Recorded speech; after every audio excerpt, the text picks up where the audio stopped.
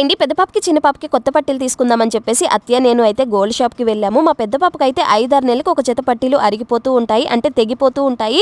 నాకైతే ఎందుకో అస్సలు అర్థం కాదు. నేనైతే 2-3 సంవత్సరాలు పట్టీలు పెట్టుకున్నా సరే అలానే కొత్తగా ఉంటాయి. మీ పిల్లల్లో ఎవరికైనా ఇలా అయితే ఖచ్చితంగా కమెంట్ అయితే చేసి చెప్పండి. ఇంకా పాత పట్టీలు అయితే ఒక 3-4 జతల వరకు ఉన్నాయి. వాటిని ఇచ్చేసి కొత్తవి అయితే తీసుకుందాం అనేసి అయితే తీసుకెళ్ళాము. కానీ అక్కడికి వెళ్ళిన తర్వాత వెండి రేట్లు చూసిన తర్వాత వాటిని మార్చాలంటేనే చాలా భయమేసింది. ఉంచుకున్నా ఏం చేసుకుంటామని చెప్పేసి చిన్న పాప పట్టీలు అయితే బాగున్నాయని చెప్పేసి అవి ఉంచేసి మిగతావన్నీ అయితే ఇచ్చేసారు. ఇంకా పెద్ద పాప కోసం గాజులు కూడా తీసుకుంటున్నాము.